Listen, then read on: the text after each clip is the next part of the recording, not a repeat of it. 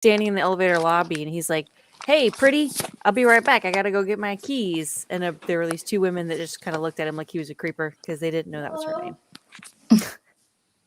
It's true. This is the hazards of having somebody on your team whose name is also a sexual slur, gender slur.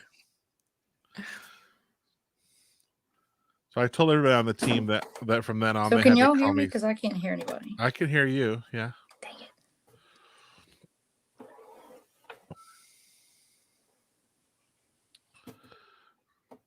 Uh-oh.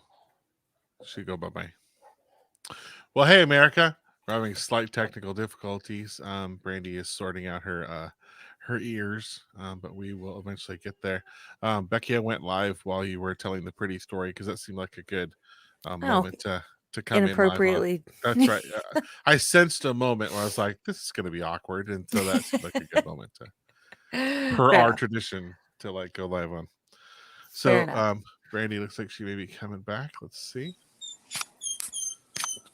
I can hear you. I can't see you in now. I think I hear a puppy too. Yes.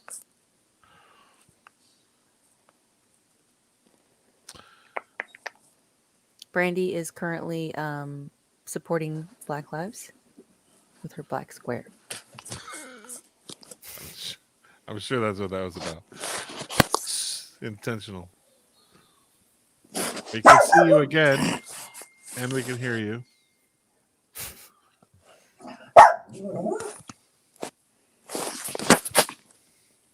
Oh, it's turning into one of those videos. I've seen this on TikTok. You sit there for 30 seconds watching them adjust their camera, and you realize that was the gag the whole time. This is an hour-and-a-half show. It's going to get old. So does that mean you're actually officially on TikTok, Chris? Like all the time? Yeah, You're a I find it. TikToker? I find it. Yeah. It like when I'm laying in bed and I'm not quite like I don't even have the energy to deal with like a YouTube video, and I just want to scroll through my. Actually, you know what's happening weirdly is TikTok. When it first started, it was just puppy videos and stupid things or whatever, and it's slowly learning me. I don't know. I don't like anything, and I don't follow anybody. But somehow it knows maybe where I linger or maybe what videos I watch all the way through. And it's figuring out what I like.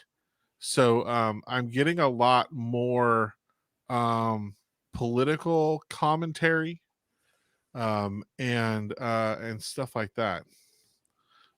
Just kind of slowly. Because I don't think everybody's TikTok would be the same as mine. Otherwise, young people wouldn't be on it. They were saying it was TikTok because we're kids. I don't even know why. I know why I got on it because the kids kept sending TikTok links in the group chat, our family group chat, and I couldn't watch any of them. So I'm like, all right, I got on this stupid piece of crap. And what's happening is That's how they get you. Yep, it's slowly refining into sort of. It's not political so much as it's like social commentary. And remember that lady with the dancing lady I sent you? Yeah. It's like that kind of stuff, It's not so much. She was like fully politics. clothed, by the way. I feel like we need to. Oh make yes, that yes, clear. yes. It was like an interpretive. Chris is not sending me. It was like a yes, right. TikTok porn. Even that stripper that I sent you. Yeah. No. Oh, okay. So this is a perfect opportunity to tell this wonderfully funny story. So my friend Carmen, through her I met her friend Chris. He is a gay man, and so we would text everyone, like all of us would text, or we would text each other or whatever, tell jokes and stuff like that. And yeah. Wow, since I text I saw this video. I don't seen it. We have Brandy echo. We have Brandy's audio. Yeah. Can you? So I texted. I was like, "Hey, what's up? How have you been? It's been a long time." And then I sent him this, I guess, ultimately an original TikTok. It wasn't on TikTok, but just a real quick, video. It wasn't a GIF and it wasn't a meme, you know. Yeah. But it's it's like this guy who's like he's ripped, right? You know, with abs and everything, and he's in like a little like pool boy bikini. And he's got a trumpet and he's like like you have to see it. I'll find it so that you can watch Okay. it. All right. Uh, but let's just say if you don't know me and that's the only text you get from me, as in he changed his phone number, I was like, "Oh, sorry." He was like, "I don't know who this is, but I have a wife and kids, and that was disturbing. Don't you ever send anything like that to me again." I'm like, "Uh, it's an accident. It's not like it was really that bad." I'm gonna see if I can find this. Brandy, did you see it? Do you know what I'm talking about? What are you talking about? I'm sorry. I It's like just like this. was it? It's like a bunch of porn that Becky watches on the internet, apparently. There's this video where it's like it was back before TikTok, but it's like a guy and he's like in a little like bikini and he's like playing a trumpet and he's like, I think he's on like a stripper pole, maybe. I'm gonna have to find this for you guys. Second No, I version of the haven't. story was worse than the first, I will say. Trumpet. Left out the stripper pole part first time. I might be wrong. Sorry, I'm Yeah, totally maybe going you might crazy. even be wrong about the bikini. You never know. No, he was definitely not like a full bikini, but like whatever a man, a Oh briefs, yeah, no. Sure, like I briefs. understand. Mhm. So, Brandy, you can hear us now. Yes. So come to find out, and my dog must be in the picture. I was still connected Bluetooth to a speaker that was in a different room. So all of a sudden it just came in really loud, and I went running across the house to get it. I understand. There's TikTok videos about that too. With people having their speakers on in other rooms. Oh yeah, that happened to me the other day. I sat down to go pee, and all of a sudden I hear Dan's like phone because he uses a little portable speaker while he takes a shower. And I texted him, was like, "Hey, I hear you what's going texting. on?"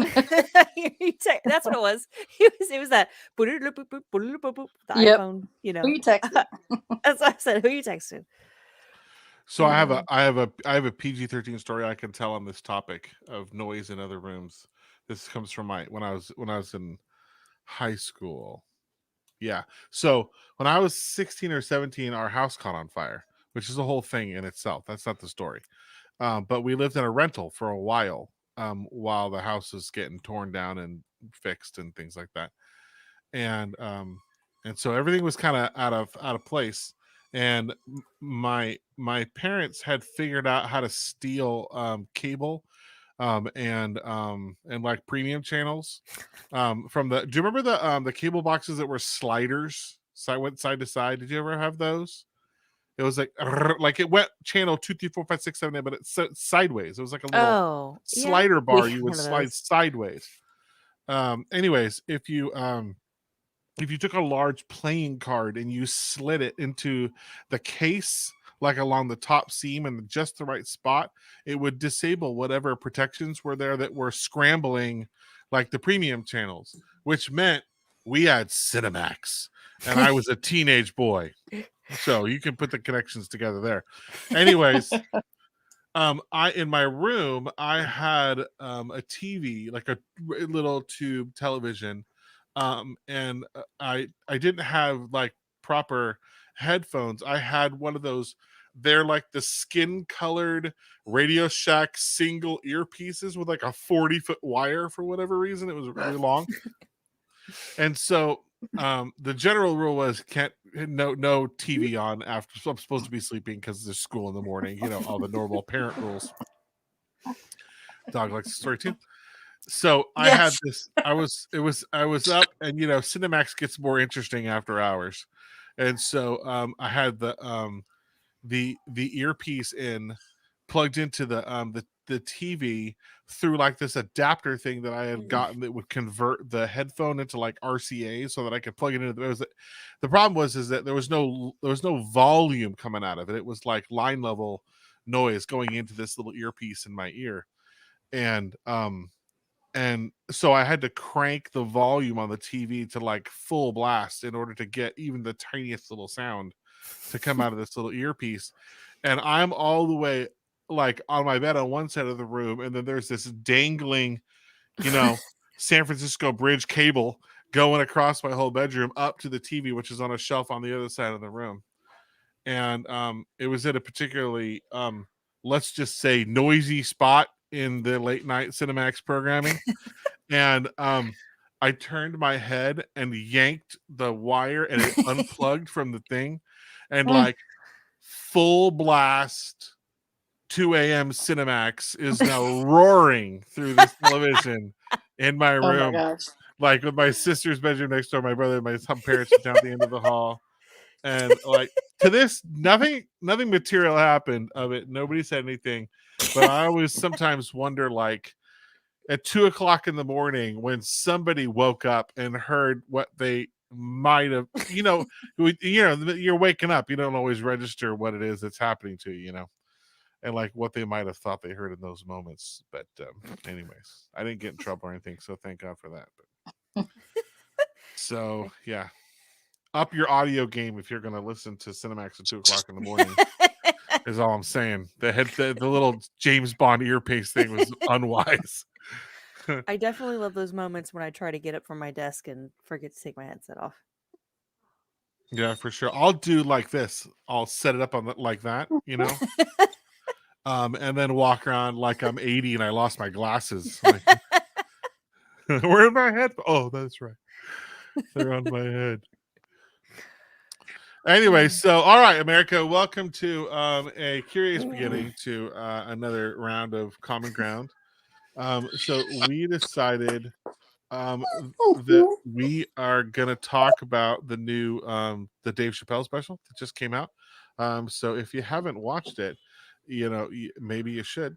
But it's on Netflix. There's the reason we're talking about it, and probably we're not going to talk about Dave quite so much on him alone, is because there's a lot of content in the special about the transgender community and the backlash that Dave is getting about the special from the transgender community, not just for the special, but really for the whole series that he did with Netflix over the last few years. And so it seemed like a kind of a lightning rod topic that might lead to some interesting conversation. Becky, you were the one that suggested it. The second you said it, I was like, yes, we need to unpack that one, because I watched the show and I loved it, but I love all of his specials. I think they keep getting better and better. So, but having seen the other ones, I felt like this was like this reckoning with the transgender community was due. So I'm glad he didn't just end the series without addressing it like head on. Anyway, so I'll stop there for now. And Benny's being kind of rowdy in the background. I don't know if you hear screaming babies, but I think that's kind of the state of affairs for this particular Common Ground episode. So yeah, mine are doing the same thing right now. Yeah. And Bernie's dog's in her face. Well, and we're cat sitting, or house cat sitting for my in-laws, and so he's going nuts because he can't get to the cat. And yeah. Fair enough. And Becky is they're not friends yet. Becky is of course recording from her green raft in the middle of the ocean. That's right, Wilson. That's what you look like. So, anyways, I know you guys both watched the special. So, what were your thoughts? What were your emotions as you were watching it, and what did you take away? Also, did you watch any of the other ones? So I haven't watched any of the other ones. Okay. I just watched this one, and I had zero issues with it. I think all too often people are offended by something, and as soon as they hear something that they're offended with, their mind shuts off and they fail to finish listening to the rest of the commentary or the story. And then also, I also believe that everybody's entitled to their own feelings and opinions about things, and you're not gonna have everyone agree with you ever. And so when a comedian gets up stage and starts talking about stuff, a lot of times, you can see he's an antagonist. He likes it. It's funny. It's comedy. Some things that I do are funny, but if somebody points them out, that doesn't necessarily mean that I get frustrated with it. It just means yeah, that was dumb, or that was funny, or whatever. But it's not me personally. You know what I'm saying? Mm-hmm. I didn't think he was offensive at all. I think he made jokes. I think in the end he told a story about a good friend of his that, I mean, he was really good, close to her. She opened for him, and in multiple shows, and then he was really, I could tell he was really upset by the way it ended. Mm-hmm. Um, but to me, if you watch the whole thing and you listen to all of his words and not just a few, I don't see why you would be so offended. Well, that's interesting because there definitely was, quite a bit of. I mean, the internet likes to blow up on stuff for sure. Yes, But it yes. was what I was surprised by is I didn't see a lot of defense of.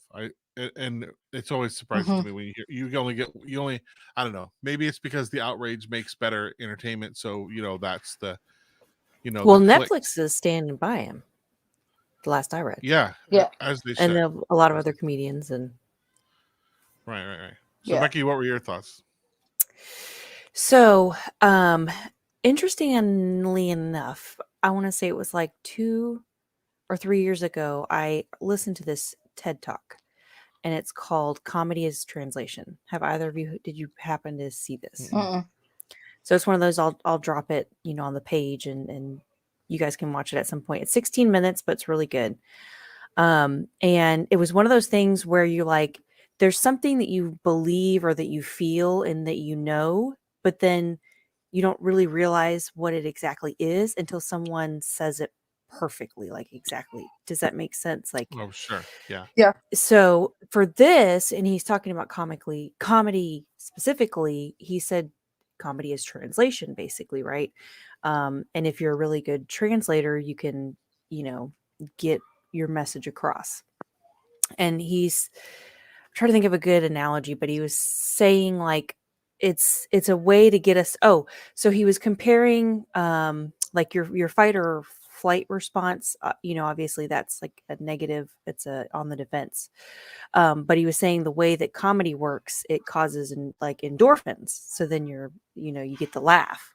So that's why it's different than if you have your guard up and you're triggered, which is interesting because of what we just said, right? We Mm-hmm. feel like a lot of people may have put their guard up and then just stopped listening to the set.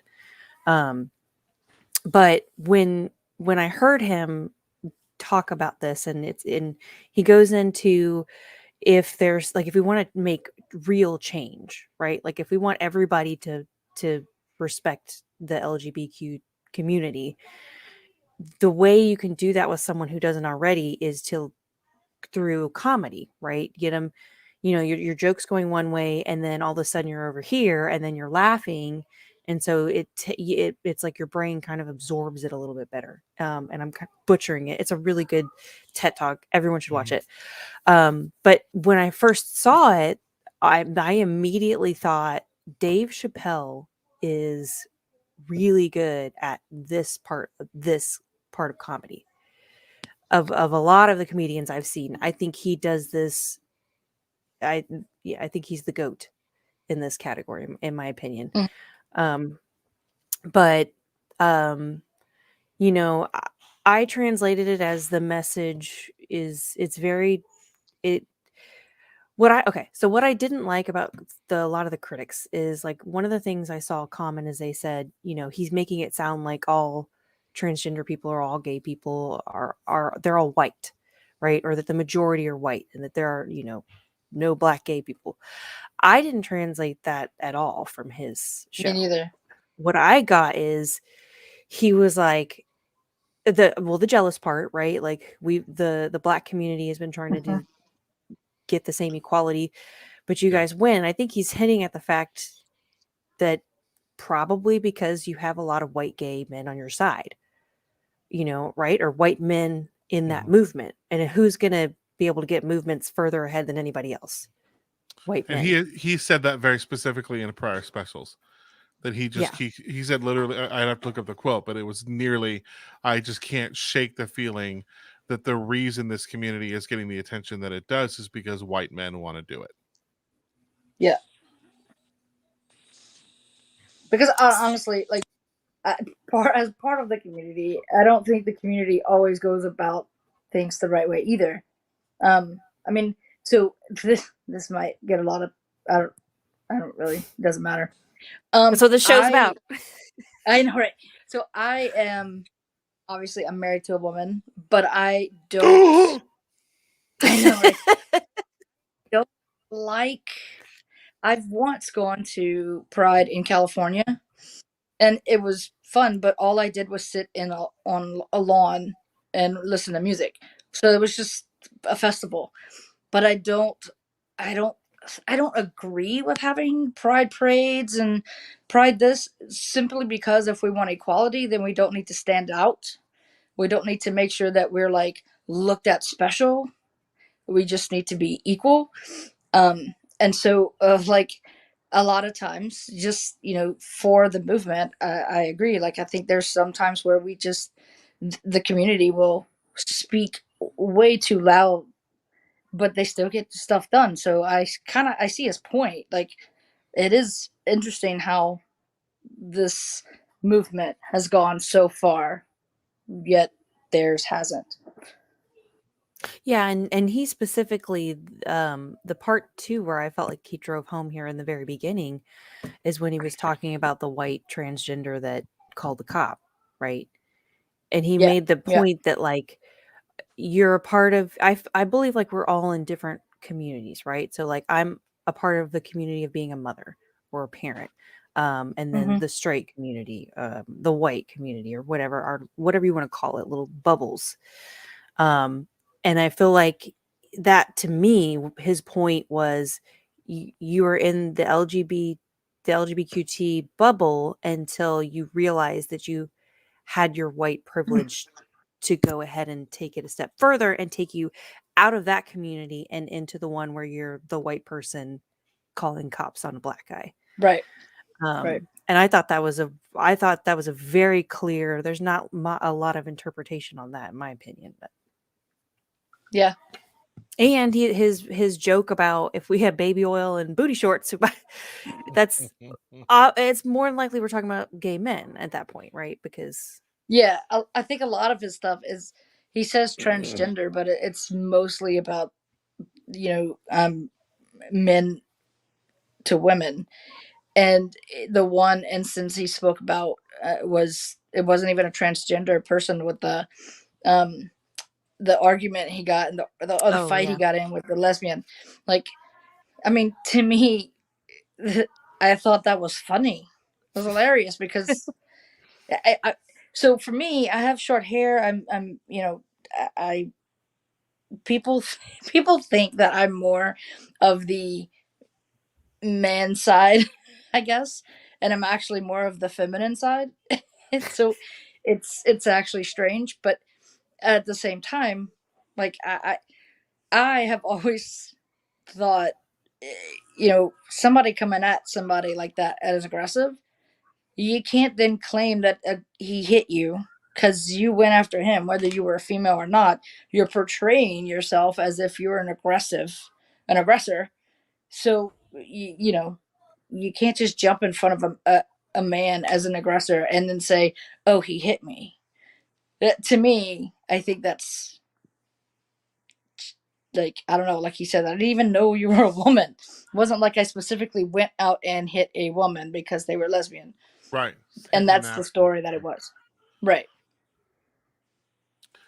So, so kind of veering off of Dave for a second, because I think there's juicier things underneath this. You mentioned about the pride parades, and I've had a mixed thought process on this as well. While I think on one hand the pride parades are sort of similar to they're similar to Black Lives Matter. They're similar to Colin Kaepernick taking a knee. That in order to move the pendulum to more of a middle balance, there has to be some level of unbalanced pressure in order to get there, right? Because if you're swung too far to the one side, and the response to that is only a moderate response, then you're not gonna you're maybe not going to move the needle, but on the other hand, you just sort of run the risk of pushing too far at the same time, right? And going past Yeah. equality into sort of demanding some kind of a special recognition or treatment that nobody else gets. Right. And so there's an article. Well, there's a million articles, but it was something that happened back in 2015 that has always resonated with me as like um a question mark. I'll post it in the chat thing there. And this one's from the Washington Post, but you can find it in a million different locations. And it's back from June of 2015 when the Supreme Court um, uh, legalized gay marriage. And they projected the rainbow colors onto the White House. So if you open up that link, I'll screen share it so everybody can see it. Share. Come on. This is always like slower than I want it to be. You know, we need a staff. So I could just say it and then like Dave off camera is like click. Screen one, go. So on one hand, I will say this. I think that absolutely if two people want to sign a legal contract and share property and life insurance benefits and see how that all works out for them, then I don't think that gender should have anything to do with that. I have for years wondered why there is a connection between who can cover who under like a health insurance plan and who sticks what body part and who has anything to do with the other thing. You know what I Yeah. mean? Those don't seem Yeah. like equivalent issues to me. But here was the thing about this picture and with this symbol. So that house that we're looking at there, that belongs to everybody, right? Oh, did we lose Brandy? I No. hope not. I'm here. Okay, cool. We lost your video for a second. So that house Yeah. there that's sitting back there, that belongs to everybody, right? That belongs to the whole United States. And there are a bunch of Americans that celebrated on that day, right? I was happy on that day to see us moving forward on a subject that I viewed as a very positive movement forward collectively for our society. However, I know that there is a gigantic chunk of the American population that struggles with this as well, and maybe struggles is even too polite of a word, that is in like really directly offended by this, that view the this sort of legislation coming out of the Supreme Court as an attack on marriage and that sort of thing. And I don't agree with it politically, but I know there are a lot of people that think it. And in America, you know, everybody gets to sort of, you know, have their their view and their opinion, and we're not going to stifle anybody's viewpoint. But that house belongs to everybody. And in that Yep. moment was the White House, was our federal government taking a position that supported America as a whole, or was taking sides? I mean, I think that I can see your point. I mean, I wouldn't have even thought about it that way, but that's kind of my thing. Like, so for me, the having like we have the pride is the rainbow. Well, the rainbow, I guess they said it's all inclusive, but it's clearly not. It's for the LGBTQ community. So I can see your point. I mean, I think if they left it white, it would have just been white. Like, I think that's why it's called the White House. But is it called the White House because it's just white people? Or, you know, like, how do you make it all inclusive? I mean, I think that they were speaking for that. They weren't speaking for everybody, but I guess putting it as on the White House means that they're speaking for the entire government. But you know that the entire government did not vote for it. Sure. Right. Well, and the entirety of the American people didn't like this is different than celebrating V-Day after the defeat of the Nazis in World War II, right? There weren't a lot of Yeah. pro-Nazi Americans in 1945, so it's fairly safe to have like a national celebration over the defeat of the Nazis, right? I think we were all on the same page with that one, right? We want to have Mm-hmm. National Tom Hanks Day. We could probably pull that one off, right? Everybody loves Tom Hanks, but yeah, this one I struggled with. Becky, what are your thoughts with this?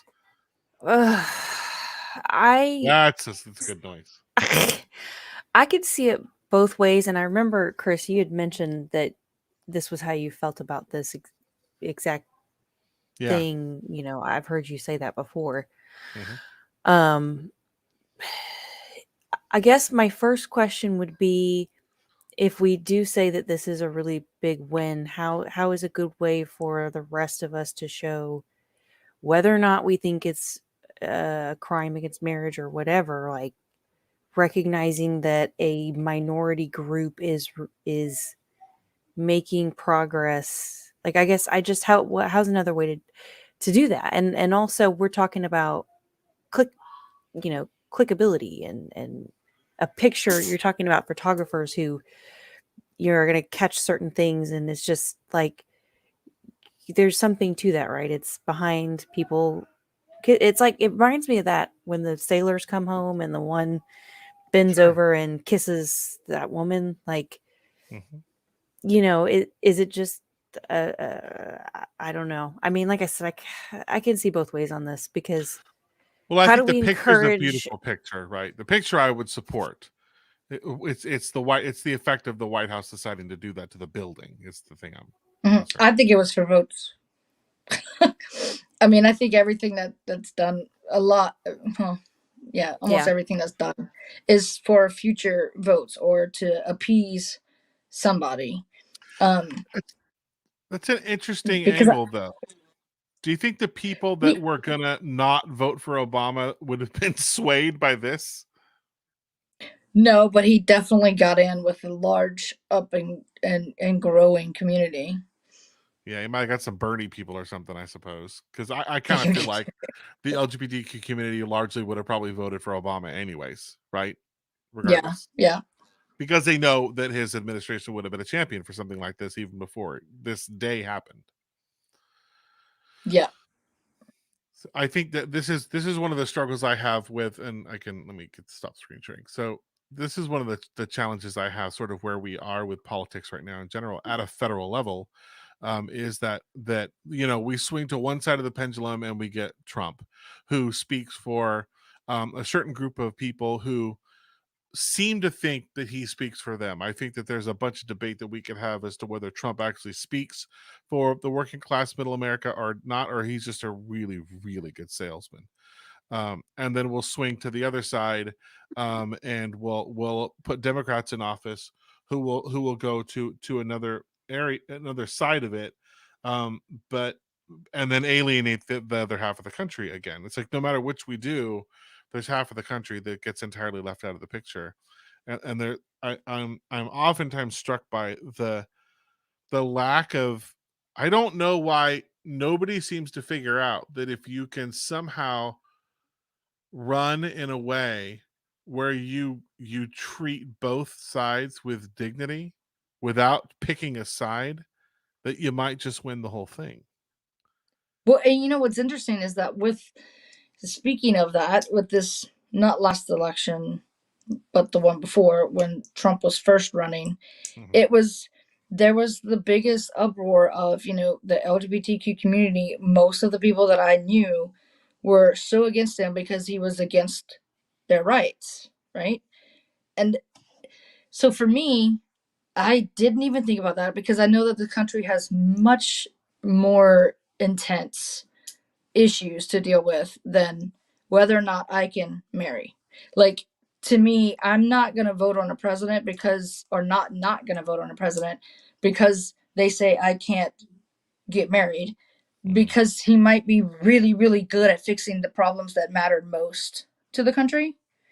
And I feel like, with Trump, he was a businessman. He wasn't political by far, but he was a businessman, and the country was in a tremendous amount of debt. And I felt like he could solve that issue. He could get us back out of that issue. So, like the whole, he's against my rights. Like that's to me, I feel like a lot of groups focus on the little things when it comes to the president's office, because the president's office should be more worried about the bigger things. Mhm. And like you said, it shouldn't have been an issue for the government to decide who I love. I mean, if I want to get married to an animal, I think that might be an issue. But if it's a human, I think that's A who I love. consenting other Correct. adult. Right, right. Then it's not for the government. The government should worry about more important things. So yeah, I agree with you. Like, it was just, I don't think you're ever, if we as communities, LGBTQ, or moms, or whatever community you're part of, wouldn't focus on so many little things for the president and let them focus on the things that frankly we don't even have a clue about, it might Sure. be better. Right, It right. might be easier. They wouldn't have to spend so many lies on their commercials or TVs, or tell us what we want to hear, just so they can get the votes, so they can do whatever they want anyway. Right, right. Yeah, sure. Because at the end of the day, I think there are very few of us who are so naive at this point to think that the average voter's concerns are ultimately what's going to drive their decision making, because that's the average voter is not what's funding their elections in the first place. Right. Right. Right. So they have to some degree be beholden to the money, because if they don't have the money, you can't govern if you don't win, right? There's something Right. Westwick says something to that effect. Yep.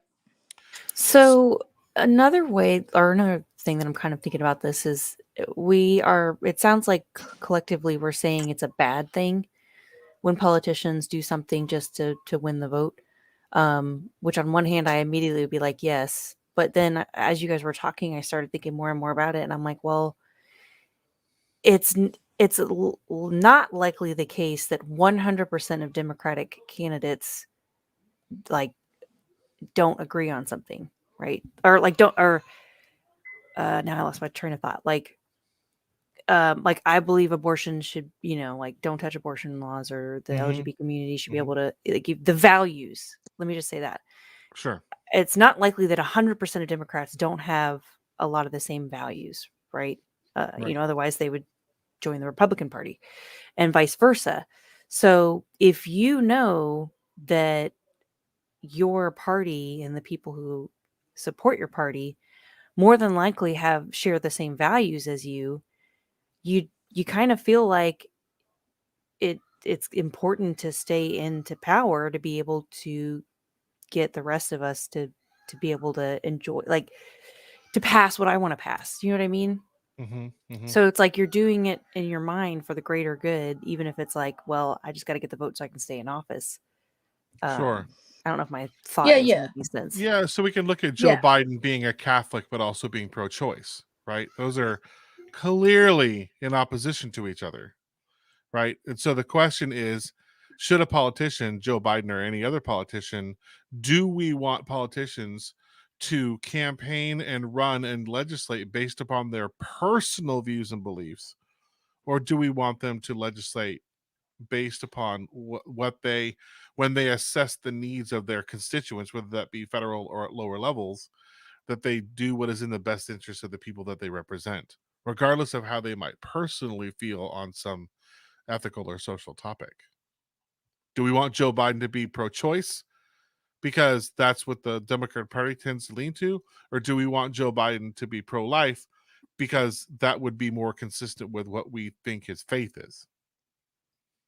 So I think I always believe that the party system, or basically government, was started with representatives so that they could be in line with what the people wanted. But I don't know if I've ever experienced that. And I honestly, I find it difficult on my end, just for anything, to separate your own concerns from what the people say. Like, because you kind of have your own convictions. So if you have your conviction for, I'm against abortion, but the people are saying I'm for it, it then starts this internal war of, okay, well, do I stay true to myself or what? But then you got to realize you took an oath to represent the people. So it's got to be difficult. But yeah, I mean, I would want the representative to be true to his constituents, the people, are requesting. But then again, if you voted somebody in office that you knew went against your desires, then I don't know. Yeah. So would we? I mean, is it fair? I think some people would look at. I think the Biden's Catholicism versus his stance on abortion is a good one because it's so clearly opposite, right? So I think that there is a tendency within certain communities in America to view Biden as a hypocrite because he legislates Yeah. one way, but then he believes another, Yeah. right? But is that And hypocrisy, or is that just him keeping his personal views out of his job responsibility? it's difficult because you can see you can see it both ways. Because like you can, I mean, I can absolutely see how like you really being in government. I think you're always gonna have the opposition. You're always gonna do something wrong when you're doing something right. It's Sure. kind of like, you know, you're stepping over one foot to step on another. But yeah, I guess I think it comes down to I think that we as a society need to become more like we're doing with this podcast, like understanding and open-minded to think before we speak. We need to, say things like answer the questions to ourselves, the questions that you're asking. Is he doing that because he's contradictory to himself, or is he doing that because that's what we are asking him to do and he's representing us, which is what he's supposed to do? He's doing his job. Well, I don't know. Right. And if on the other side of it, if there was a Republican leader that was running on a pro-life platform, but the reason that they were running on a pro-life platform had nothing to do with whether they saw that as in the best interest of American society, they were doing it because of their personal faith. Mm-hmm. I think there are a lot of people that would vote for that person because they would feel like they were standing up for their faith. Never minding the fact Yep. that there's a whole bunch of Americans that don't share that faith. Correct. That's the part of the whole thing that blows me away with, I think, with Yeah. Christianity, where they make themselves such an easy target sometimes. And I say that as a Christian myself, but they make Mm-hmm. themselves such an easy target because it's easy to say, oh, look at that virtuous man running for office. He has the beliefs that I believe. Let's elect him to office. But like, holy mackerel, let's unpack that for a second. And like, would you say the same thing if he was like a Sharia law Muslim? Do you know what I mean? Mm-hmm. Burkas for everybody. I'm staying true to my beliefs. Like, what if he was really great on tax policy, but women are just showing too much nose?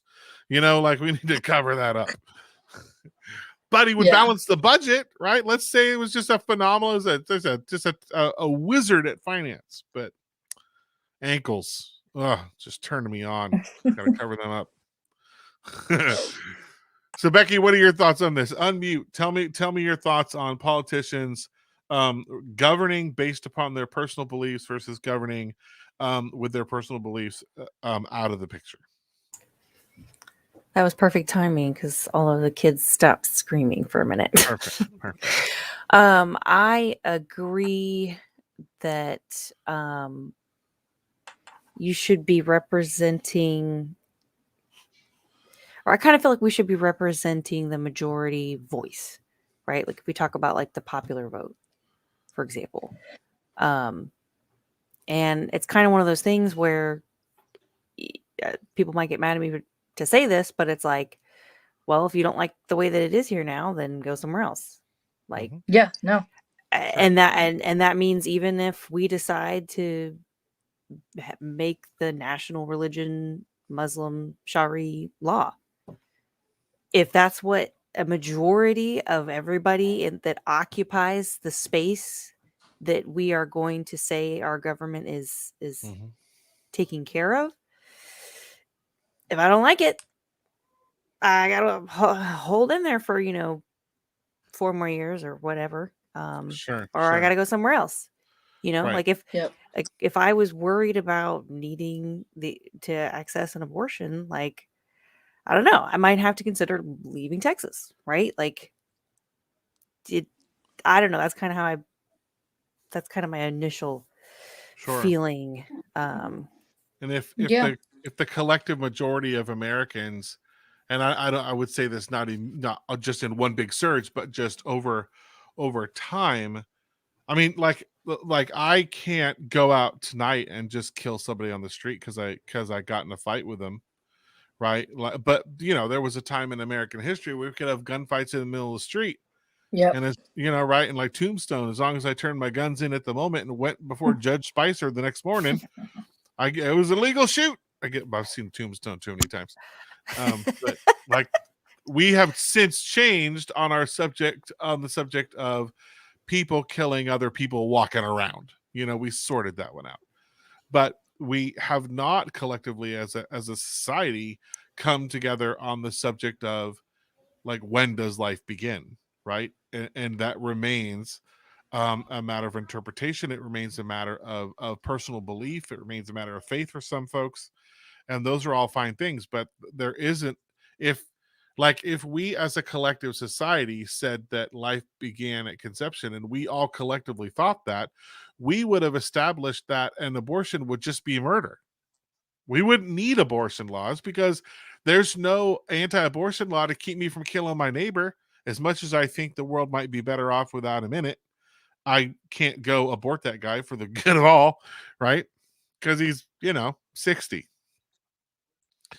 But if we, you know, if you change the definition of what murder is to back into human beings that are not yet born, because the collective society agrees that that's what that should be, then we would have done that, right? But because we haven't, I think we're just going to continue to be on this pendulum, which to me would suggest federal government, maybe this isn't for you. In the way that the Supreme Court has been brought this question before too. Even the Supreme Court said, I'll have to look up the quote, but effectively the Supreme Court said, look, we are not the experts of when life it begins. There's a lot of other people in the medical community and other places that would have, if the theological community couldn't figure it out, if the medical community couldn't figure it out, we are not going to solve that problem for you. So we remain out of that discussion. They were wisely like, they didn't take a position on when life begins. Because if they did, then that would go exactly where we're talking about, right? Now all of a sudden it's not, we're outlawing abortion, it's just killing a fetus is murder, same as if I killed my neighbor. So abortion is a whole other topic for me.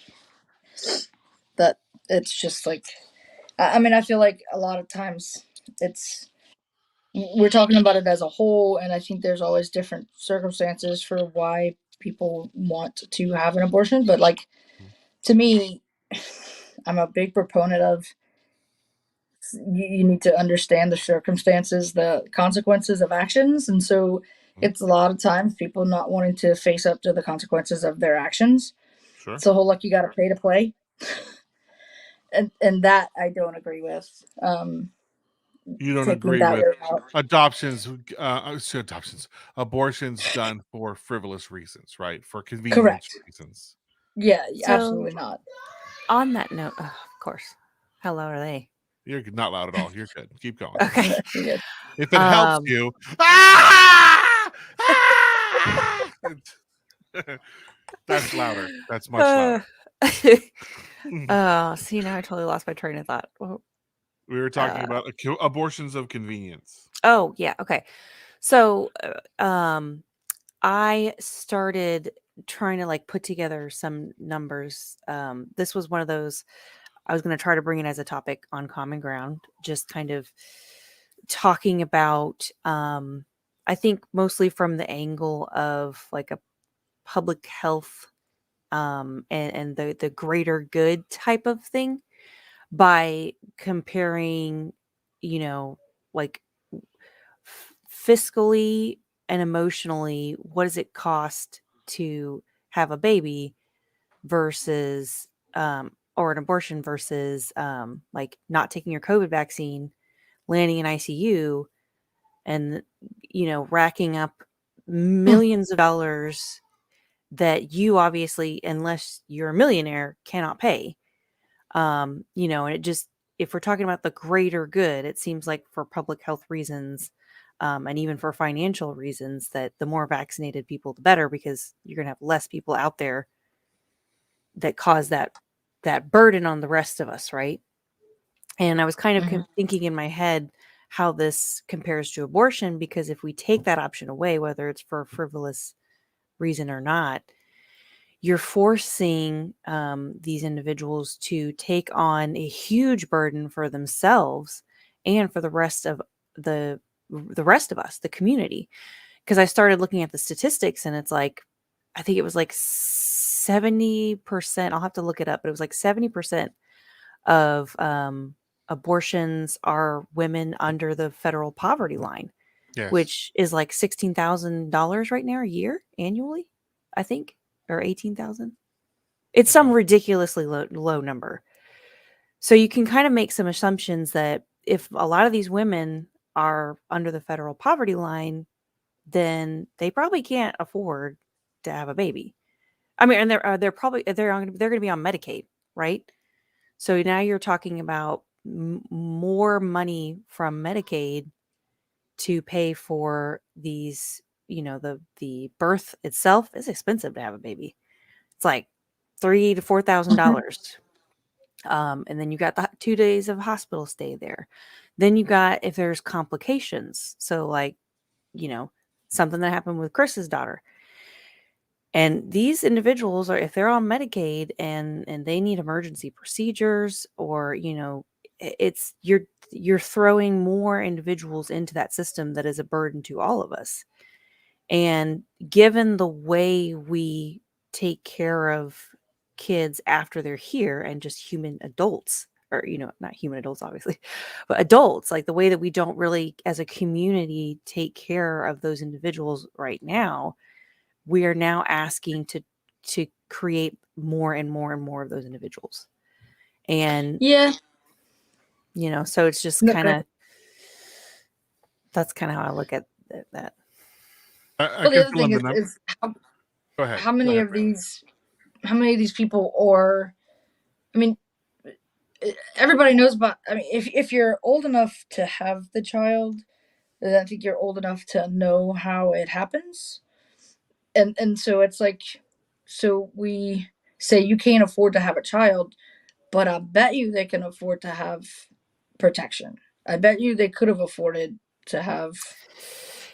Yeah, and if that were the goal, if the goal of anti-abortion was, we really just want to actually prevent the pregnancy, then you should, why are condoms not considered birth control that you get for free with your insurance? True. It's only female birth control, right? So condoms, while you may say that they're cheap, but at the same time, I mean, depending on how often you have sex, that adds up fast, Yeah. And also, a lot of people who are going to be living under the federal poverty line, they're probably going to be uneducated. And I don't know if you've heard some of the way young kids talk, like they don't understand how everything works. Like, it's alarming how young they are. Yeah, and I mean, but I feel like the common viewpoints are that we don't want to talk about that, or we don't want to give you real sexual education. So, so it's just, and a lot of the reasons for the women that have the abortions, they've already have a kid, they can't afford another one, which is probably true if you live under the federal poverty line. Or they just know that they're not in a position to have a baby financially. And it's like, I mean, it's, if you can't even afford your own rent, like the baby's already, I mean, like it's already happened. Right. Yeah. So, I mean, I also read that like a lot of it's also cheaper for couples to adopt out of country than it is in country, which is not, it shouldn't be. I mean, which is why so many kids get left here and kids from other countries get brought in. So that leads the adoption part out as viable. I think that having 5 adopted kids and having waded through the mire of that environment for years and years, there are a lot of really bitter truths about adoption in the United States and outside of the United States. And both in and out, I can say for sure that because we experienced it ourselves, that that color, not race specifically, but color, has a massive impact on the price of babies. So little white American kids cost a fortune. Little black American kids don't get people that want to adopt them, and they go into the system. When we were looking to adopt, we look internationally. We started international first because the domestics were just completely ridiculously out of scope from a cost perspective. And we looked at a bunch of different countries all over the place, and we ultimately settled on Ethiopia at the time. This would have been maybe 2000 and maybe 2000, I think is what. Yeah, right around the 1999 2000 is when we were first looking into that. And we settled on Ethiopia because they were the first adoption agency that we called that talked about the kids first and not what our financing was. Every other one talked about the financing. And so, as a parallel story to this, one of the interesting things that we observed with the kids is that as a comparison to each other, one of them was looking at like kids adopted in Russia, lots and lots of kids that need to be adopted in Russia, and there's lots and lots of kids that need to be adopted in Ethiopia. The Russian program significantly more expensive than the Ethiopian program. Only one reason for that: Russian kids are white. That's it. But the curious part about that environment is the kids in Ethiopia are born into a level of poverty that I just don't think Americans can grasp. Right, the level of poor that we think is poor in the United States, federal poverty level is $12,000 a year, American dollars. $12,000 a year, American dollars, to a family in Ethiopia, they would be like the richest people in town, you know. So, but in Russia, so the facilities there for kids that are born into these extreme poverty situations where they would end up in the situation where they might need to be adopted is very dangerous for them. In Russia, they're slightly better off, but only slightly. And the cribs stack and they load like toaster ovens, where you open the front and put the kid in and then close the thing, and they're stacked up. And those, when you look at the kids that are coming out of the kind of Eastern Bloc Europe, it's a lot of like kids with birth deformities and cleft palates and things like that, where they're barely surviving, but they're alive. In Ethiopia, every kid is as healthy as an ox, every single one of them. And it's because in Ethiopia, the resources are so limited that any kid that is not as healthy as an ox already would have been dead. Like in places where the kids are whiter, they're more of a commodity, and they're more invested to keep them alive. In Africa, like it's like 300. If you're not strong, you die, and nobody cares. So the weak ones just die. But in places where they know they can monetize little white babies, they keep them going, because you can get more for a little white kid in Russia with a cleft palate than you can a fully healthy kid in Africa. And these are dollars that these agencies know. I mean, they're businesses first and foremost, right? So Yeah. we're off See, topic, but it's brutal how that and whole thing works. it's stuff like that where, like, you know, coming back to the whole morality versus what decision we should make for the group, like, morally, I don't agree with abortion. You know, I feel the way you do, Brandy, right? Like, ultimately, this is a consequence of a decision that you made. But at the same time, if we just took the number of abortions that happen each year and we called those live births, I mean, what does that look like to the rest of the system? Yeah. Especially if, you know, if a majority of them are children of color that aren't as likely to get adopted as quickly, right? So they're in the Yeah. system longer. And then is that setting them up for success being in a system like that for all of their young, years trying to grow into who they are as a human being? It's just it to me, if collectively this country thought it was murder, then we would focus more on the fact that our federal poverty line is so low when 1% of America has the rest of the money. Mm-hmm. And we would be focused on these kids that are in the system. There would be a lot more money going into that kind of stuff. But we don't see that as murder. If a lot of these kids grow up and commit suicide or get murdered, or like, Yeah, it's you're just, to right. me, it just doesn't feel like collectively it's kind of like you said, let's focus on the big issues, right? Yeah. And it's not a public health crisis like, say, COVID, right? Like, if I have an abortion, that impacts me, that impacts, you know, the unborn fetus and whoever put the sperm in there. Right. Like, directly. It doesn't affect Obviously, me. it doesn't impact you, right? Right. Whereas if you refuse to participate in community safety measures, you could potentially murder thousands of people when you Yep. otherwise may not have. So that's where, like, to me, I think, and it just, like, more like, I don't agree with the idea of forcing people to do things, because I do believe my body, my choice.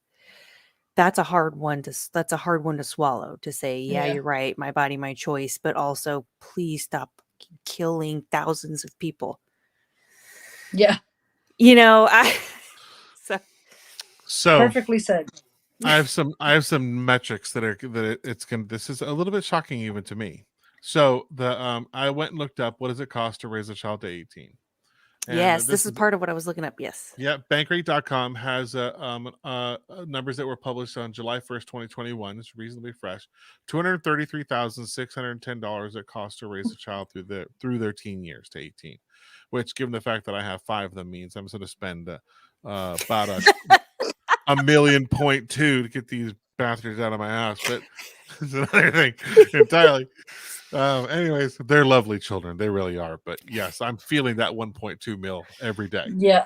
Okay, so and so then I went and looked up what is the CDC's induced abortion rate recently. Incidentally, from 1980 until 2018, which is the chart I'm looking at, we have cut the number of abortions in America in half. From 1980 until now, 1.2 million down to 619,000, which is That's pretty the other interesting. reason I feel like, why are we really doing this Yeah. if it's going down? Yes, that's right. It is. So now the evangelical Christian community will say, well, that's because of all the pressure that we're putting on, the abortion community and that sort of thing. And I'm not sure that is entirely the case. That would be an interesting common ground within itself to understand why America has cut their abortion rate in half in the last 40 years. In any case, so 620,000 kids, or 619,000 and change in 2018. That was holding true for the last 2 years before that. 2016, 16, 15 were about that range. So I just took 620 as let's just assume it's that, right? What that manifests out to is $144 billion that it would cost to raise every single aborted kid to 18 fully subsidized. Now, how much money how much, I'm going to Google this. How much money is spent lobbying pro-life arguments? I don't even know if there's a quick number on this one. Okay, so in lobbying to pro-abortion, no, that's pro-abortion. See if you can Google that. The abortion lobby spends at least 77,000 for each late-term abortion. Oh, that's the pro-life. How much lobbying pro-life? Let me just try to figure out that. The point I wanted to make, and we'd have to go and look this up, is if someone could say, if a pregnant mother could say, um, I cannot support this child, and there was a mechanism that could reasonably validate like that, like there's no like the total combined household income is at or below poverty level, a variety of indicators, right, to say if this mother is left to her own devices, there is going to be trouble, right, not just for her but for this unborn kid that is eventually going to be born and need to eat, right? And then it's going to need clothes, and it's going to need to go to school, and it's going to need soccer practice, and it's going to need all the groovy things that we want our American kids to have and grow up and to be productive members of society. That if we were to legislate $150 billion to fully subsidize literally every, I'm not suggesting we do this, but I'm saying for all the money that we do spend on things, it would only cost $150 billion to pay for every aspect of every aborted kid to stay alive, if we actually subsidize them so that they could, right, they could, so that the parents would have a way to make it with those kids, but we don't. And We don't that's do not that. even counting like severely medical, like high medical need, right? If any one of Right, these no, it's kids just, has yeah, spina bifida, right, which is like one of the number one reasons for late term abortions is spina bifida, and then like the major like right. trisomal whatever. That's, um, by the way, but that's about $1,000 a month is what that would be, Wow. which incidentally is almost identical to the federal poverty level, almost identical. So if a pregnant mother in crisis could qualify for a child subsidy of $1,000 a month, how many abortions would that solve? and Probably a chunk, right? Yeah. And is that the more compassionate thing to do than to throw millions of dollars at federal and state lobbies to rail politicians to get them to try and make something illegal that is probably never going to be made illegal? Yes, but then those lobbyers wouldn't have jobs and money. Oh, whoa. You got to get a real job. I, Look, I I'm look, not suggesting I this is a solution. What I'm suggesting is that I think in America we will fund a fight long before we will fund compassion. yes, yes. It's And so given that it's this so is the crazy. Christian community primarily driving it, as a member of the Christian community, I say I'm ashamed of us. We are a They're poor so example of the love of Christ. yeah. Yeah, I was talking to my wife, and I was saying how, it's when you watch these older movies and TV shows, you see how, like, oh, the government back then, it seemed like people were, I guess, better. Society as a whole was better people, but we have so many more people today, and so many more that just want to be different and go against grains and don't want to be a part of a box, and want to stand out and want to be heard and want to be seen. I think that's why the fight comes first Mm-hmm. rather than compassion, because most of the people that I've met that will show compassion first are also those that don't care about the spotlight, also those that don't care about being the person that came up with the idea. It's just about getting things done right. And I think we have so many people that want to be in the spotlight, and those are the ones that are lobbyists, and those are the ones that are, pushing the agendas versus trying to come up with a better solution. I feel, my Yeah. opinion. So Becky, Stephen in the comments there was responding to you.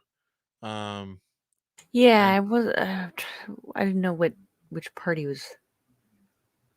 Well, so he does ask a question. Should the conversation be when life begins or when citizenship begins? Are rights associated to life or citizenship? Well, that's an interesting question.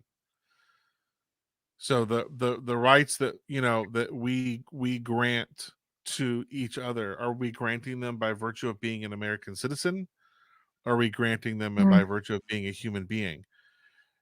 And those who sit on the we grant them by the virtue of being a human being probably might want to explore how they feel about immigration. Mic drop. Any thoughts on that? Mm. I'm excited to see comments.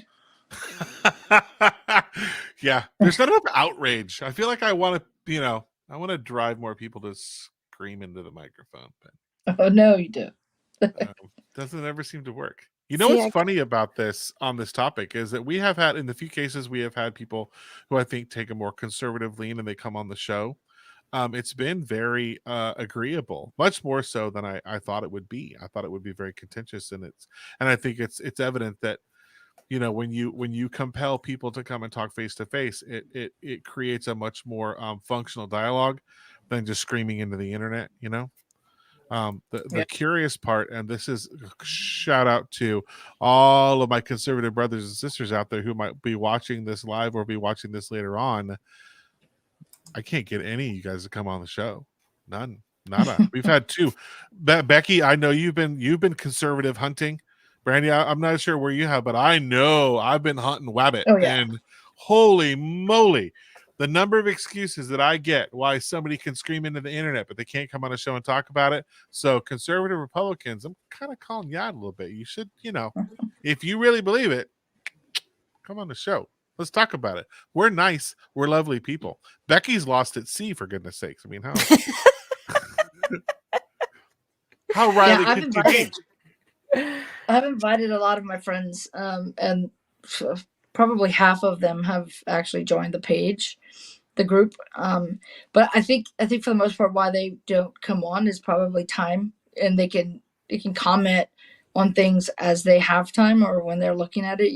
When they go to the bathroom, they can bring their phone and comment on something versus having to be at a specific place at a specific time. Are you saying only conservative Republicans take their phone to the bathroom? Randy? No, God no. God, no. If I didn't poop, I would know half the things I know. I mean, I have to admit, there are times just to go in the bathroom and sit on the floor and shut the door. It's just nice. So,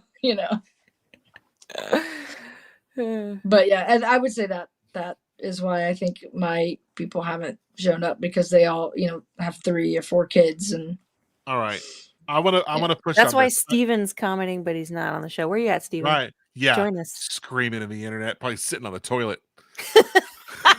I hope he's listening to this. I really do. So I want to poke on this for a second, because I think this is something that's been in my craw for a while.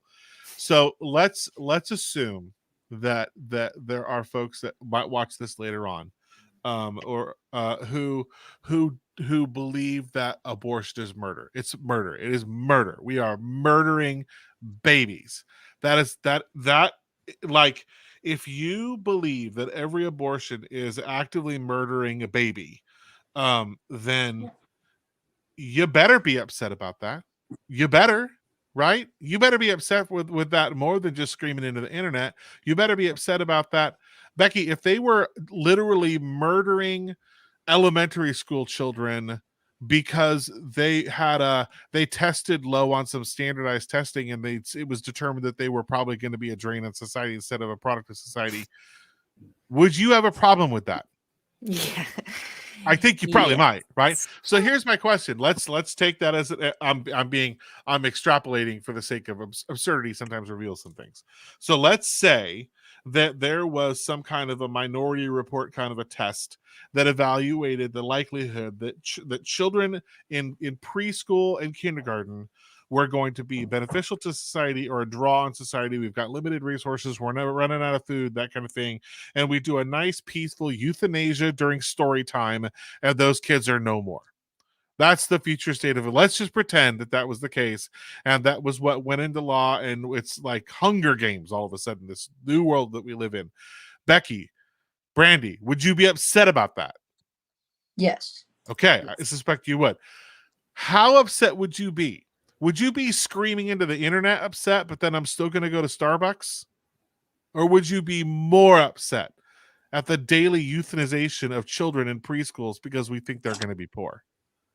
What level would you rise to action if you believed that children were being murdered on a daily basis, euthanized in schools because they're poor? What would you do? That's a difficult question. Whatever I could to Would you just post? Would you just post it to Facebook and hope it works out? No, I wouldn't even do that. What would you do? Would you rise to physical action? I mean, so for one, physical action for me would be like, I'm very go protest. passive. Yeah, I mean, I would probably go to rallies. I'm the introvert. I'm the behind the scenes, so I'd probably do something that I feel like would. Yes, I would probably write multiples. I'd probably write multiple emails. I'd probably try and have conversations with people, even over protesting. Because I feel like a lot of times even protesting can not really get you what you want. It just stirs up more chaos. I kind of thought you guys would be hotter on this topic then. I'm never hothead. Okay. So Brandy is going to write strong letters as the corpses of children are being wheeled at the back of the preschools. Becky, what's your response? And that's a fine response, by the way. I'm not criticizing this hyperbolic, insane, obviously scenario. But Becky, what do you think? What would be your level of response to preschoolers being murdered because they're poor intentionally?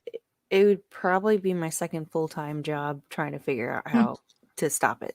Yes, I think a lot of people would agree with you that first of all, you have to sustain yourself and survive, right? Because you can't fight a cause if you starve to death and die. So you have to somehow keep yourself going, right?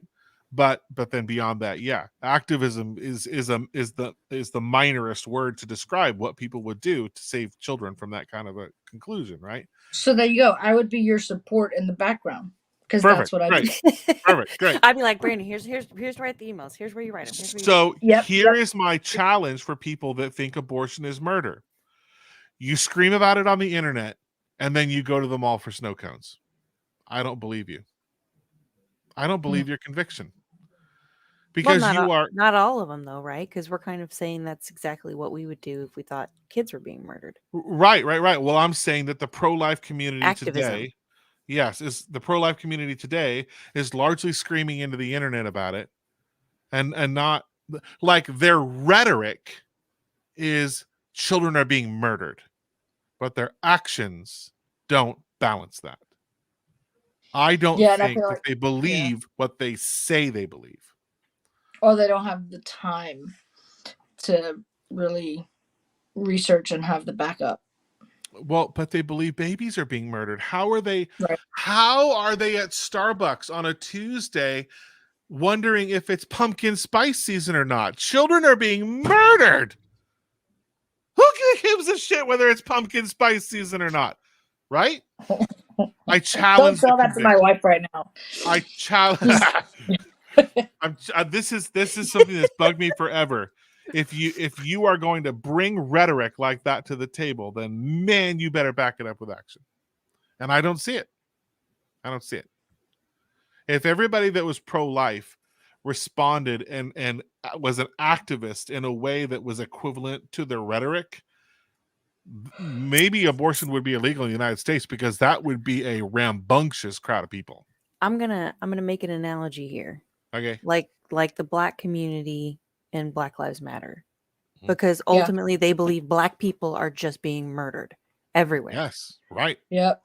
And not that I'm condoning it, but people were burning down, buildings and, and then look at people who believe Donald Trump won, that look at that passion. Sure. If everyone I believe them. Yeah. I think they're idiots, but I believe they believe. Yeah, right. Yeah. Thinking of those analogies, I think you're right, Chris. Like it's hard to not think that everybody who and here's the thing too. Here's something that frustrates me. The whole because I'm pro-choice does not mean I'm pro-abortion. Sure. And It's not binary. Yeah. I think that one hits the nail on the head for me, like explaining how I feel about it. Mm-hmm. Yeah, It's because kind I'm of in the the same same. way as you believe in marriage between a man and woman, but that doesn't mean that you're against marriage for anybody, consenting adults. Like, you know what I'm saying? Like I went to Bible college, so I studied. I know what the Bible says about it, and I agree with it, but I don't agree that it's the only way. Like, I know everybody's different. Everybody has different opinions. Everybody have different thinking. Everybody has different characteristics, and so what you're saying is, I pro-choice doesn't mean that I'm pro-abortion. Mm-hmm. Mm-hmm. It's everybody's got their choice. So Yeah. I want to address one of Steven's comments real quick. Okay. Go ahead. So he said, I'm assuming it says Facebook user, and he's the only one that's been commenting. It is him. Facebook shows the names. Yeah. I don't think that is accurate. I think there are a lot that try to stand through financially supporting groups and going to Planned Parenthood clinics. So a lot of the outside of Planned Parenthood, a lot of the parent in crisis clinics that the pro-life, and I read this, okay, in an article, so I'm not saying this is my own saying or whatever. But a lot of them are actually, it's not like Planned Parenthood where if you need to get or you ask for an abortion, we're going to, this is a medical choice, right? So I'm going to tell you what the risks are. I'm going to tell you what your risks are. I'm going to tell you how this procedure would be. And then, you do have other options. Here's your other options, 1, 2, 3. Are you sure you want to do this? Okay. We're going to help you. Where these other clinics that are set up as voluntary clinics, a lot of them are like, no, seriously, how can we get you to keep the baby? This is a parent in crisis. So let's talk about your finances. Like there's no, it's not actually addressing this as something that also is a medical procedure, whether it be an abortion or a pregnancy, right? Because especially if you end up with a C-section, that's a medical procedure. So it's not quite the same. And my frustration with the Christian pro-life community on one level is people who I know who on one breath will say we should make abortion illegal and on the other defund Planned Parenthood, because Planned Parenthood is mostly for planning parenthood, right? It's for women. It is like the number one provider for low income women for their health needs. So you should actually support Planned Parenthood, put more money into it, because it's giving sexual education and it's preventing pregnancies so that you don't have to even come to the abortion question. That's what frustrates me. And those are the people that I feel like they just saw it on, it's the party line. Not necessarily something I actually thought about. It's the party line. That particular group frustrates me. And like you said, Chris, then we should be opening more Planned Parenthoods or more health centers for low income women. Sure. Yeah, I've made this. Why isn't our before. lobbying for that? Right. I've made this argument before as well, that if the pro-life community really believes strongly about actually providing compassionate care for mothers in crisis, but not abortion, there is nothing stopping that group of people from starting up clinics like Planned Parenthood that don't offer abortion but offer every other compassionate service and support available to mothers in crisis, to give them a choice. Right?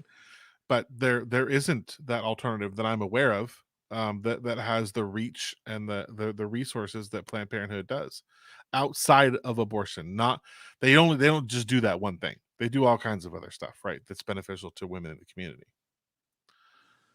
I don't know how to scroll back and see. It says there's 11 comments, but I can't see who wrote this, but somebody did. On the comments on the side, am I missing something? Isn't there support systems in place for financial and medical support for mothers in poverty? Not perfect, but there's support there today. You're talking like there isn't support there today, where I don't think that's accurate because of the political talking point. Um, so I would agree with you. My oldest daughter, who lives with me right now, hasn't always lived with me, and she, some people know this, some people don't. She lost she almost died giving birth to her son. There was a medical condition, I don't remember exactly, HELLP. Somebody could Google it, but basically it turned into a whole bunch of bleeding. She nearly died. She lost one kidney entirely, and the other one that remains is at like 20% function. She was on dialysis for a while after Benny was born, and she's not on dialysis now, but she's on kidney transplant list, and it's a whole big thing.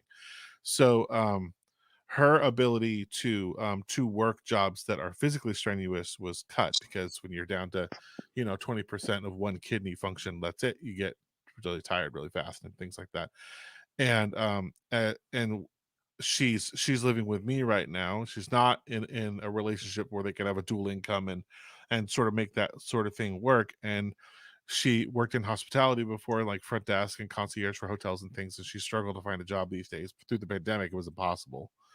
And most of those jobs in Texas pay $7.25, $8 an hour, and that terrible shifts, and there's all kinds of issues going on there. But she's a mother of a little guy who is right now just recently got an autism diagnosis.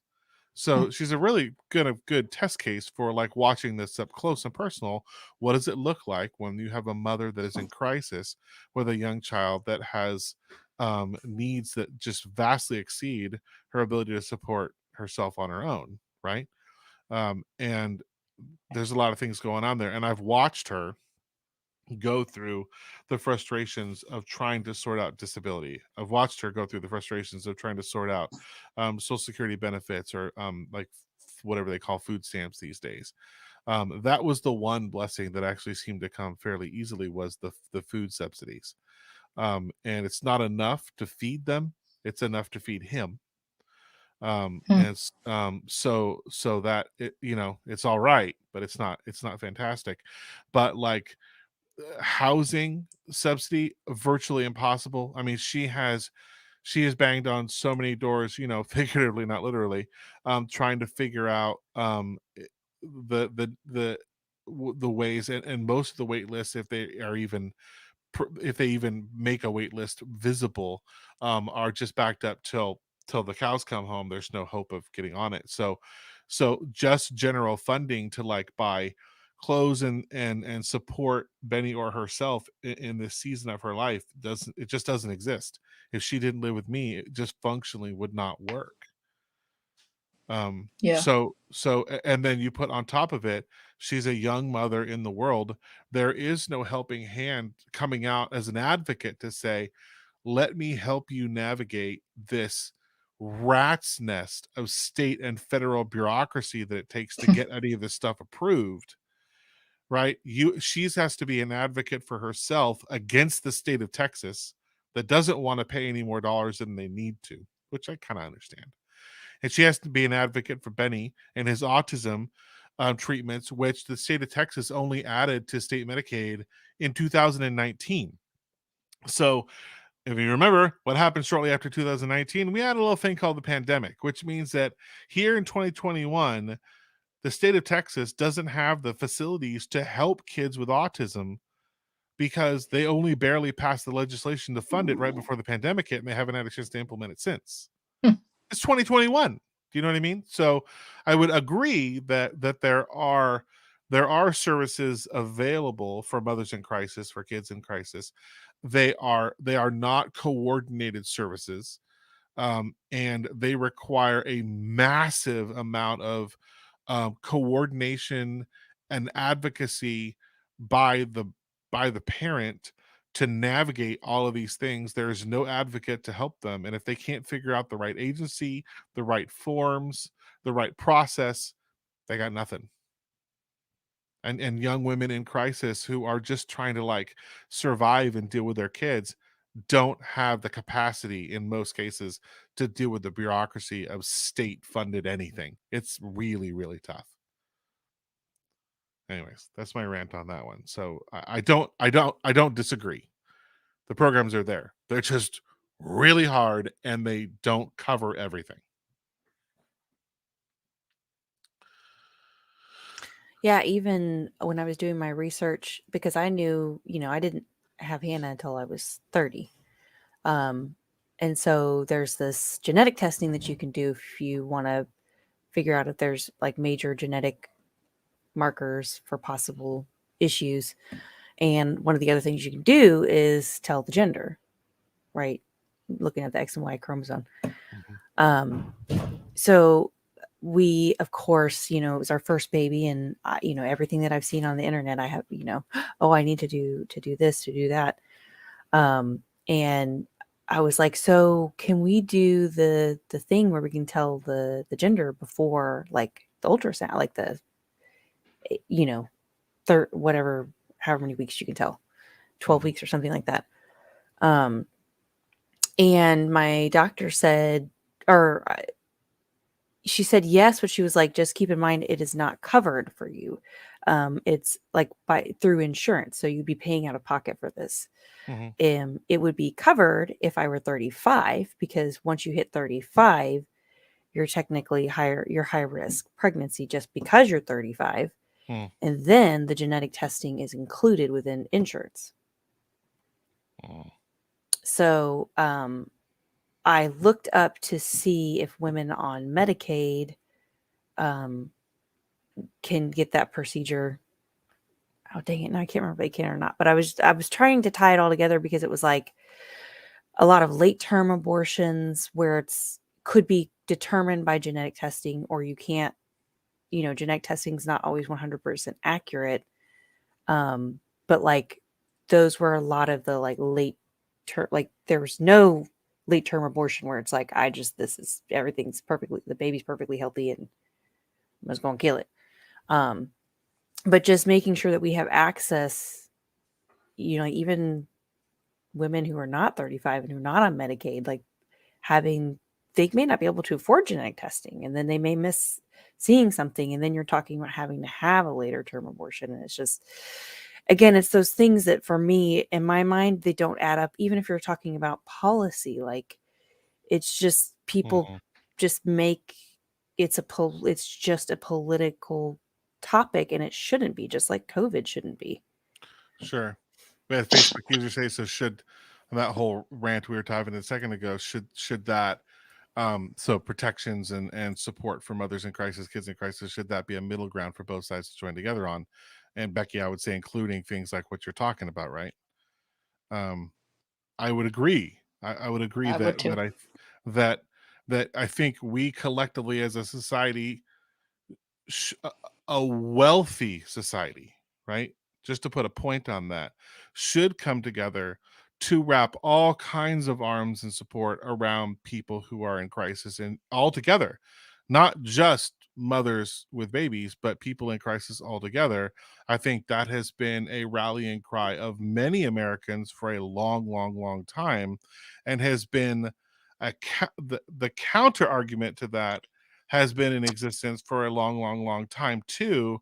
That, well, then that will just make people a bunch of freeloaders and they won't want to work. And if we show them any kind of financial support, then we doom them to a life of just being suckling on the government's teat forever and ever. Amen. And so we have to let them suffer, because how else would they pull themselves up by their bootstraps and make themselves a better life if we just give them food every day? Incidentally, Becky, to answer your question, 36 states and DC cover genetic screening services in part of their state Medicaid. The rest of the states do not. And it doesn't specify if they have to be high risk. Does Medicaid cover genetic testing while pregnant? That was the only I was reading from a George Washington University article. I'd have to dive in deeper to see if there were age restrictions. I don't know. Because I want to say I feel like it still had to. I want to say they still had to be 35, but I could be wrong. Yeah. I was looking at this while we were in St. Louis, like after. Gotcha. Yeah. Yeah, it's funny we talk about this. I feel like common ground. I mean, at least in my mind, we circle around to this subject of compassion on a pretty regular basis. And Becky, I think I know, and Brandy, you too. I think I know sort of where you guys land, sort of on the social political spectrum. We've chatted enough. I think I have a general sense of it. I wonder what your thoughts are on how much of a division would you feel for the side of the aisle that you tend to disagree with most. I'm not going to name names, just going to making an assumption as to what aisle you tend to align with versus what you don't, right? But how much of a difference would you feel? How much conflict would you feel if you felt viscerally, and you could see the evidence in a day-to-day basis, that the community of people that make up both sides of the aisle, politicians aside, did wholly believe in a collective compassion to support the vulnerable among us, all as a collective just belief? Would that dismantle most of the challenge that you feel working with that other side?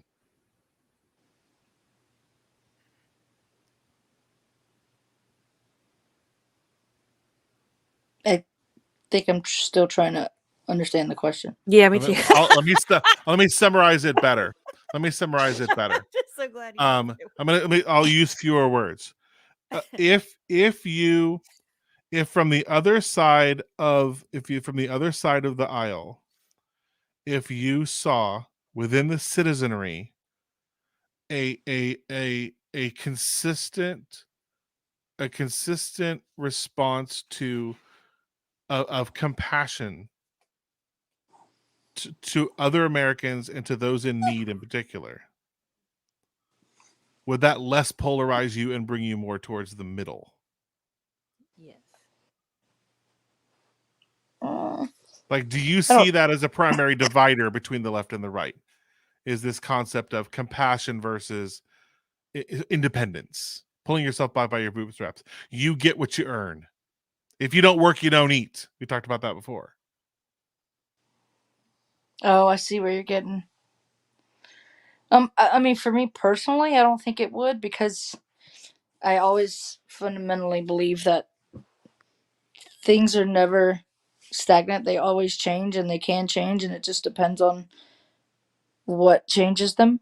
But I definitely see what you're saying. If people sometimes just give up in their fight because it's been constantly losing and going to the other side, and so then they, like, instead of trying to be compassionate because it's not working, then you start fighting. Mm-hmm. And getting, no, now you need to come to my side, and stop hearing the other side and trying to come to common ground. Is that what you're trying to get at? Yeah, I mean, I think from my perspective, I didn't want to put my own thoughts into it too much to start with, but I think from my perspective, if I looked to the pro-life community, if I looked to the pro-gun community, if I looked to the community of people that tend to have social or political beliefs that are in opposition to what I think, and I looked at that community and I saw compassion, love, and support for their fellow citizens and human beings generally, if I saw that as the driving force of the choices they made, the words they made, and their behaviors, I would not feel anywhere near as divided as a nation as I do right now. Yes. I don't feel divided because of politics. I feel divided because I look across the people and I just see hate for something, and it turns my stomach sideways. Yes. I 150,000% agree with you. That's because I think we've lost, and we've said that it's only in the church. Morality is only in the church, but I think as a whole, as a country, we started with a morality. We had, there was moral behaviors. And nowadays, those have gotten really, really laxed or non existent. And instead of, in times of crisis, communities come together. Yes, they do. But also, in times of crisis, or non-times of crisis, when like other people, like a group of people, are fighting for one thing and they're in a crisis, we don't come together. It's when it's groups or divided, I feel like, and they're in crisis, a specific group is in crisis, we don't come together. But when as a whole country or a whole state, like a hurricane in Louisiana, we come together as a community and we don't care about race, we don't care about anything, Yeah. because everyone is hurting. But when a group of people is hurting, we don't care. Right. They're not my people. It's interesting you say that, because I personally, this is totally just my own opinion and thoughts, but I kind of felt like we did do that for the Black community with more people voting for Biden. Is that crazy outlandish? I just feel like, and again, I didn't really pay attention to what was going on when I voted when I was 18. I didn't understand the impact of something like who ends up sitting in that seat, because it's just one guy, right? Yeah. How much damage could one person do? Boy, we know now, don't we? Yeah, and So I felt, right? because I felt like we were all very divided, and then like literally for me personally, all Trump had to do was just acknowledge the division. Shut up. He need to keep his mouth shut. Yes. Yes. Just be kind. Just be Yes. kind. Just be, Yeah. just like, if they took away his Twitter and his Facebook right before the debate where he said stand down to the Proud Boys, I was just like, you had one job, to keep people's votes, right? Because it's not like nobody actually likes Biden. Sorry, Biden, if you ever see this. No, I would agree with you. He's not a rock star in any way. Yeah, I feel like We that's the hard elected part about the lesser of elections. evils, right? It was the lesser of evils. We don't really have a choice on who runs. We have a choice between two people that the party selects to run. Like, and two ancient white guys. Yeah. But Chris, you're a numbers guy. You can find this real fast. How many people? What's the average vote for the third party in, say, like the last 3 elections versus what it probably was I for hope this it's last good, one? because I would love that grout. But if it's, my prediction would be it was a lot lower, because there were a lot of people who couldn't use that argument that not voting for one or the either was a vote for the other in this election. Well, and that specifically topic and statement came out when in the beginning with Trump and Hillary's election, because I personally was like, I'm just voting for the independent. I can't. I don't know. I don't like either one for specific reasons, and so many people were yelling at me about, no, you can't, because then your vote is wasted. And I'm like, but is it? Spoiler alert, I voted liberal that one as well, Brandy. Nice. Gary High Johnson.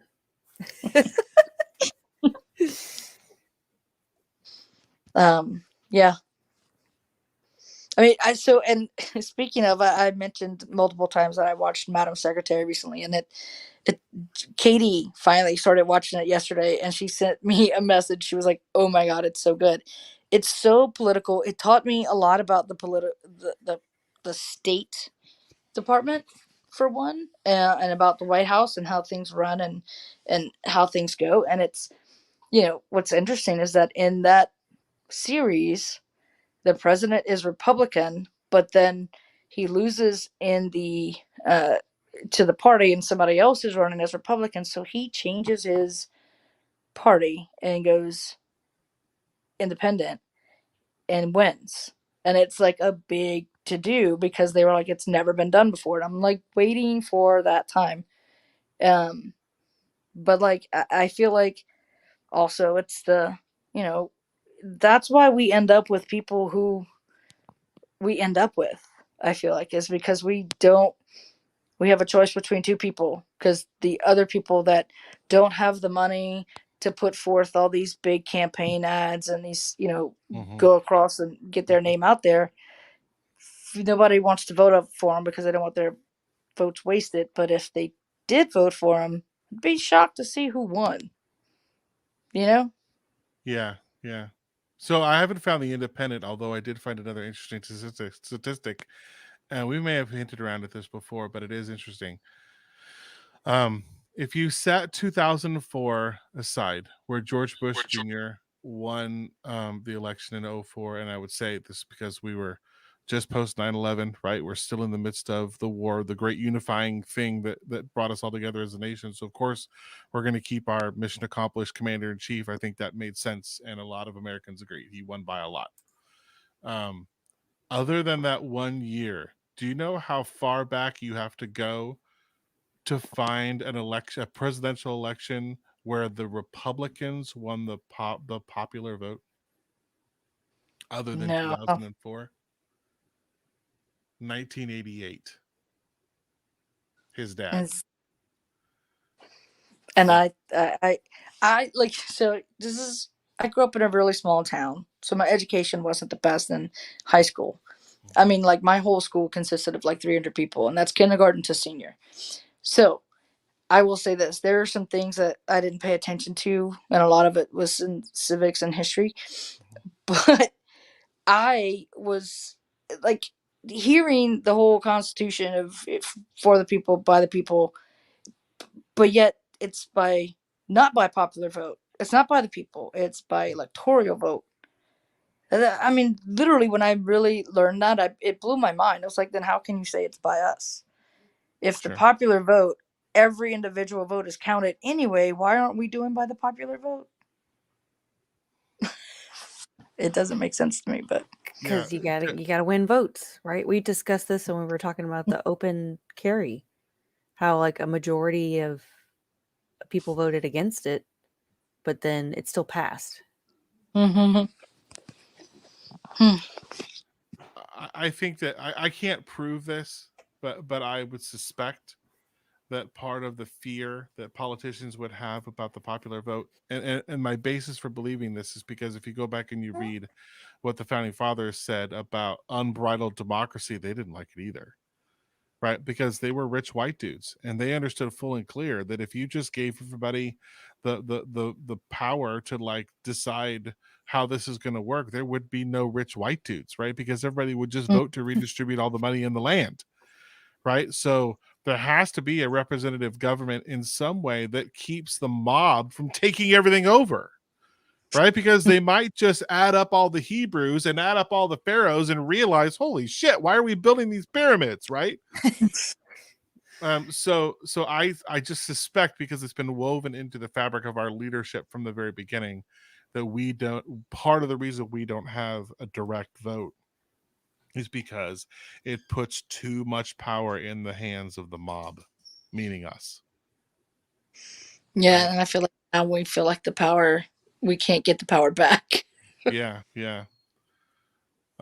Anyways, I just thought it was an interesting dynamic. And really, if you look at the 2000 election, where Bush v. Gore, where you remember the dangling chads in Florida and all that giant mess, that if Gore had won the election in 2000 instead of Bush, it's highly likely we wouldn't have had Bush and Darth Vader making up the stories of WMDs and taking us to war in Iraq in the first place, right? And then it probably would have been a Democrat getting reelected there. So it's a tough argument to make for the Republicans, right? That we should have a Democratic vote. I mean, we should have just a straight vote, because if you look at it, the Democrats would have won every election since the mid 80s. It's just on numbers. I don't know if that's good or bad, but it's real. I know. I mean, and and maybe it's because So I don't fall in line with one party wholeheartedly.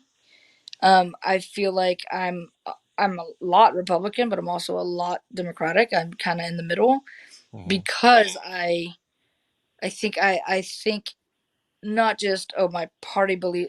Basically, let's attribute it to an example of like the Catholic faith. You have it's called religion for a reason. You do things religiously. I feel like maybe I don't believe in doing things religiously because people change, time changes. We get a lot more people. Things have to look differently. Sure. And I feel like that's what divides the party. I think one side's on looking at things way too easy, and one party is looking at things like it should stay the way it was in the 1800s. And maybe the common ground should be that we come to a popular vote where everybody sees you can't stay that far or that side. I don't know. It's interesting. I wonder what it would have been like if we had the popular vote and Democrats were in the office for that long. I don't know. I mean, what it's fun to play these what if games. What if you had a popular vote, but there weren't parties for people to like, Right. oh, my side didn't win. Right. I mean, It's just we straight up haven't like voting for the prom king. just Yeah. right. You're just voting for people, right? Not necessarily voting for your team. Because I do feel like there's like a Yankees versus Sox kind of attitude about everything, right? Yeah. Coke versus Pepsi, Republicans versus Democrats. And maybe we shouldn't like look at our political system the way that we choose, our cola preference or our sports team preferences, and wear cheese heads and get rabid and paint ourselves naked and go out in 30-degree weather, right? I say I want to see an election with Matthew McConaughey on one side and The Rock. All right. Oh, that would be fun. Matthew McConaughey said no. He's like, I can't. I know. I saw that and I was so disappointed. Yeah. But like, I mean, it's just two different people, two people that speak differently, but they both are professional. They both, or they have well-known statuses. And without knowing, I don't know what party either one of them are on, but it'd be very interesting. It'd be exactly what you're saying, like popular vote without parties. Yeah, because then you don't have an enemy, right? Like If then it goes back to earlier though, right? Well, what happens if I'm not on the popular side? And I've been telling everybody else they need to go move somewhere else. Wait, what? Like, go move somewhere else if you don't like it. Oh, like if you don't like it, get out. Yeah. What all of the United States voted on, or the popular vote. Well, I mean, and I think that's kind of the point of like, I feel the same way. If you're that strongly against something, if you feel like this has ruined your entire world, then maybe this isn't the place for you. Yeah. Right. But if you just feel like it goes against something that you believe, but it's not really affecting your day to day, don't worry. Okay, move on. Wait 4 years, see if it changes, or do something about it. But don't cause a fire and a riot in your own city, and then complain about it. Like right. Yeah, you're not helping your cause. Be a productive activist. Correct. Bearing in mind that there's a whole bunch of other people that don't think the same way as you, and that's okay too. That should be permitted, right? Yes. And if you can convince people this is how I feel about the abortion thing. If you can compel people through positive action to come down on the side of pro-life, then I don't think anybody aligns with murdering babies. Nobody's going to vote check yes to murder babies, right? Nobody is down with that. But it's a different question than murdering babies that's being posed, right? Yes. But if you can, from a perspective of support from others, and if you framed it differently and you could align people together, I think that, like the compassion thing we're talking about, if you treat people with respect and kindness, you can get a lot much further down the road than saying, here's my line, and both sides are guilty of it, right? We have all painted the White House with our own colors and said it's my way, and everybody else. Nice. There we go. Very right? good. Did that. That's why I do this kind of stuff. Yeah. All right. So So, all right. So we are at 9:28. That has been a solid 2 hours of wandering through the woods. And I think we only talked about Dave Chappelle for like 10 minutes. Yeah. Yes. I think we were just generally in agreement that the LGBTQ community needs to chill out a little bit on harassing comedians for being comedians. Otherwise, maybe learn to tell better jokes and, Or be maybe a grow a little thicker skin and understand that not everybody is going to be okay with you. And not everybody is going to be happy and go lucky Sure. and say nice things about you. Sure. It is what. Not everybody's happy with me. Correct. Not everybody's happy with me. Like, I'm not getting a parade. I don't even want a parade. Gosh, could you imagine? That'd right. be embarrassing. Baby oil and booty shorts. That's right. That's how it would go. If they're gonna make a parade for me, I'm all in. It's gonna be out there proud for sure. Oh, all right, thanks, friends. Facebook user. Yes, thank you, Facebook user. I think that was Steven again. Still Steven. I'd have to keep refreshing the page, but Steven's our biggest cheerleader. Yes. Good. Right. And stick poker. He does like to poke sticks. Yes, So next time I'll be at my own place with my computer and I won't have to hold my phone. Right. And you won't have to see my dog and my movements. I am on a boat, so I guess I've got my sea legs. That's right. I thought it was you waving. Go find your volleyball. All right, guys. All right. Thanks. We'll see you. Have a good one. All right. See ya. Bye.